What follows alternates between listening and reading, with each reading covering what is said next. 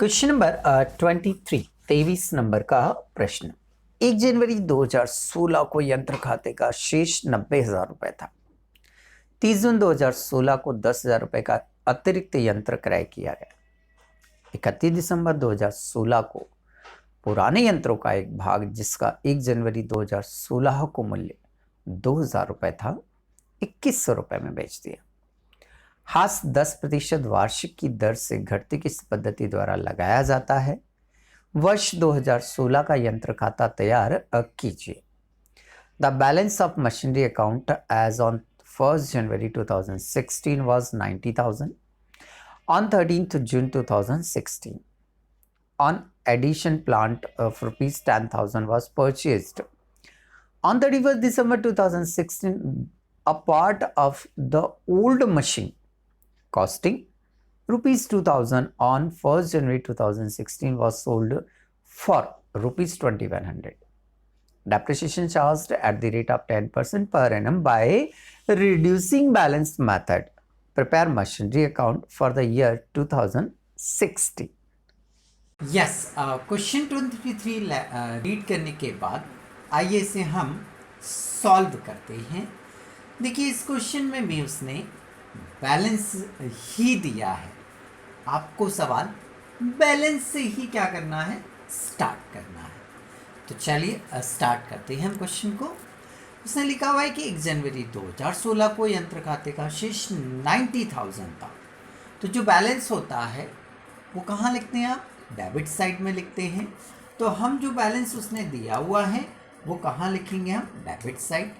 1 जनवरी 2016 को balance BT.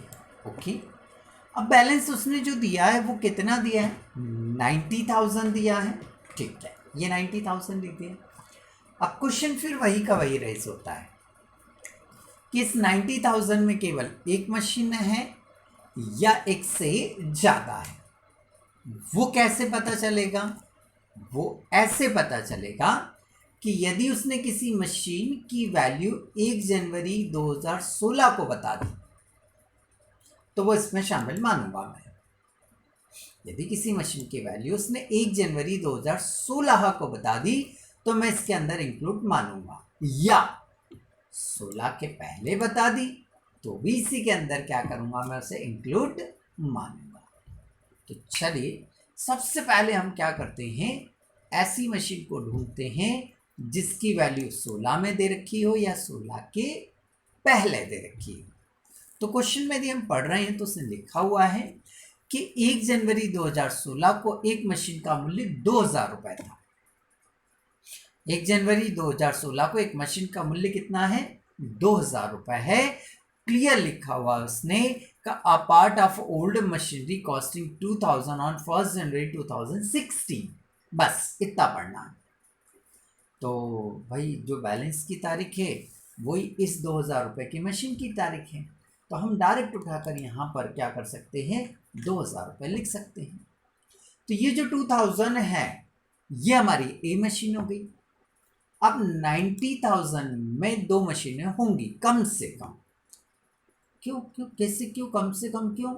अरे बेटा, ये जो एक मशीन की डिटेल बताइए, क्या ये 90,000 से मैच हो रहा है? क्या नहीं हो रहा है ना। ये 2,000 है, ये 90,000 है, तो और होंगी ना एक आधी मशीन, इसलिए मैं क्या बोल रहा हूँ कि कम से कम दो होंगी।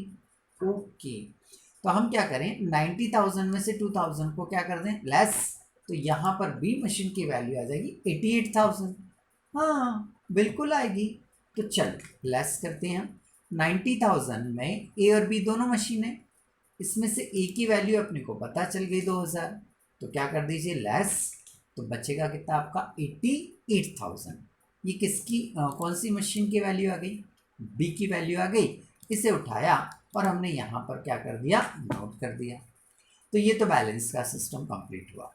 अब किसे खरीदना है किससे बेचना है ये पढ़ लेते हैं हम। 30 जून को एक और यंत्र परचेस करा उसने। परचेस करा तो कहाँ लिखते हैं, डेबिट साइड में लिखते हैं। और कहाँ लिखते हैं, तो डेबिट में लिखा 30 जून 2016। किस नाम से, कैश के नाम से। कितने में परचेस किया, तो इसका 10,000 में परचेस किया है। ये ए बी और ये क्या हो जाएगी आपकी सी मशीन हो जाएगी।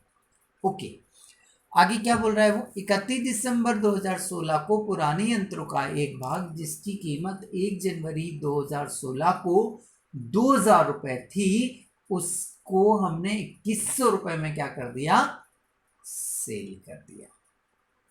मतलब ये ए वाला मशीन है जो, इसे 31 दिसंबर को सेल करना है, 2100 रुपए में सेल करना, 2100 रुपीज में सेल करना। तो चलिए सेल की स्टेप हमें पता है। सबसे पहले हम बाय कैश लिखेंगे, तो ये लिखा हमने 31 दिसंबर 2016 बाय कैश। क्या लिखना है, सेल्स प्राइस। तो सेल्स प्राइस कितना दे रखा उसने, बोले सर 2100। ओके, सेकेंड स्टेप क्या होती है, अब हमें डेप्रिसिएशन लगाना है। पहले चेक करते हैं कि लगाना है या नहीं लगाना है। कैसे पता चलता है, अरे पर एनम वर्ड है लगाना है, पर एनम वर्ड नहीं है नहीं लगाना है।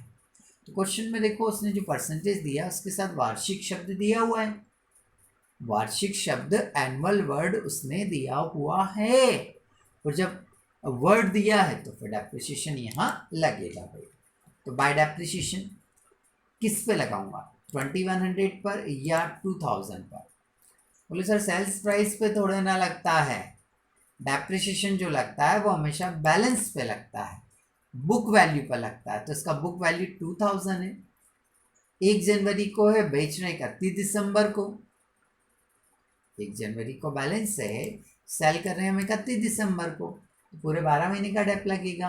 ओके, तो 2000 का 10%, 2000 का 10% कितना आ जाएगा आपका, 200 रुपीज़। ओके, तो ये सेकेंड स्टेप आपकी क्या हो गई, कंप्लीट हो गई। थर्ड स्टेप में हम ये चेक करते हैं कि प्रॉफिट हो रहा है या लॉस हो रहा है। तो इसकी वैल्यू यहाँ 2000 है, बेचने से और डेप्रिसिएशन से कितने रुपए मिल गए आपको, 2300 रुपये मिल गए। तो बुक वैल्यू कम है और सेल ज़्यादा में हो गया, बुक वैल्यू कम है और सेल क्या हो गया, ज़्यादा में हो गया, तो प्रॉफिट कहलाएगा ना। तो जो प्रॉफिट आएगा फिर वो कहाँ लिखेंगे हम, तो प्रॉफिट होता है तो कहाँ लिखते हैं हम, डेबिट साइड में लिखते हैं। तो सेम डेट 31 दिसंबर को कहाँ लिखेंगे हम, डेबिट साइड में लिखेंगे। किस नाम से, तो प्रॉफिट एंड लॉस के नाम से। ओके, 2000 में से 2300 रुपये, ये दोनों ऐड करके लेस करते हैं ना हम, 2000 में से 2300 रुपये लेस करेंगे तो कितना प्रॉफिट आ रहा है, सर 300 रुपीज़। तो ये प्रॉफिट हो गया हमारा। क्लियर है। चलिए, ए मशीन को हमने 3 स्टेप में क्या कर दिया, बेचकर कंप्लीट कर दिया। अब इसके बाद हमें जो बी और सी मशीन बची है इनके ऊपर क्या लगाना है, डेप्रीशिएशन। तो डेट क्या है, 31 दिसंबर 2016 बाय डेप्रीशिएशन। पहले किस पे लगाएंगे हम, बी पर लगाएंगे। तो 88,000 का हमें कितने परसेंट निकालना है, 10%। तो ये निकाला हमने बी का डेप्रिसिएशन, 88,000 का 10% कितना आ रहा है, 8800 आ रहा है।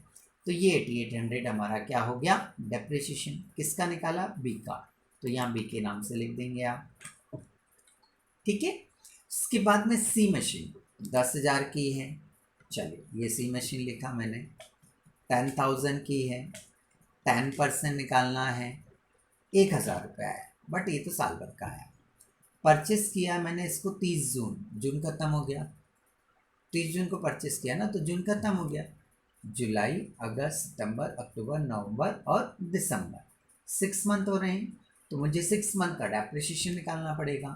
ये जो आया है अभी ये पूरे 12 महीने का आया है, तो इसमें 6 से मल्टीप्लाई कर दो, 12 से डिवाइड कर दो, 6 से मल्टीप्लाई कर दो और 12 से क्या कर दो, डिवाइड कर दो। तो जब हम इसमें 6 से मल्टीप्लाई करेंगे और 12 से क्या करेंगे, डिवाइड करेंगे, तो इसका डेप्रिसिएशन कितना आ जाएगा आपका, 500 रुपीज़ आ जाएगा। इसका डेप्रिसिएशन जो आएगा वो कितना आ जाएगा आपका, 500 रुपीज़ आ जाएगा। अरे आधा आएगा ना, तो ये 500 आ गया। इसे उठाकर यहाँ पर क्या करिए आप, नोट कर दीजिए, ये 500 दोनों को जोड़कर बाहर कर दीजिए, तो ये आ गया आपका 9300। डैप होने के बाद में बैलेंस निकालते हैं। भाई डेप्रिसिएशन कंप्लीट हो गया ना, अब क्या निकालना पड़ेगा, बैलेंस। डेट क्या आएगी, सर से 31 दिसंबर को, बाय बैलेंस सी। अब मेरे पास जो मशीनें बची हैं वो बी बची है और सी बची है, तो बैलेंस भी बी और सी का निकलेगा, बैलेंस भी बी और सी का निकलेगा। कैसे निकालें?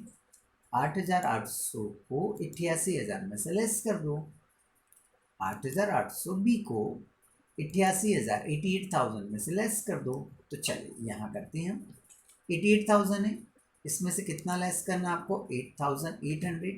तो ये बच रहा आपका 79,200। किसका बैलेंस आ रहा है? बी का। इसे उठाओ और यहाँ नोट कर दो, ये बी का बैलेंस हो गया। सी की बात करें तो सी ये कैश वाली मशीन है, 10,000 है, 500 लेस करेंगे तो 10,000 में से 500 लेस करेंगे तो 9,500 आ जाएगा। इसे उठाकर यहाँ लिख देंगे हम। दोनों को टोटल लगाइए, बाहर कर दीजिए। 7 8 और 8 88,000 88,700 आ गया। बैलेंस निकला तो मेरा 1 साल कंप्लीट हो गया। यहाँ से ये पूरा टोटल लगाएंगे भाई, 1 2 3 तीनों अमाउंट की टोटल लगाएंगे 1,03,000। यहाँ भी क्रेडिट की टोटल लगाएंगे तो 1,03,000 आ रहा है।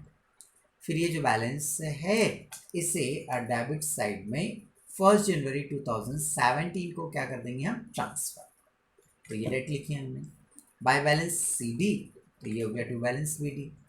ये जो बी है ये एज इट इज ट्रांसफर हो जाएगा, ये जो सी है ये एज इट इज ट्रांसफर हो जाएगा।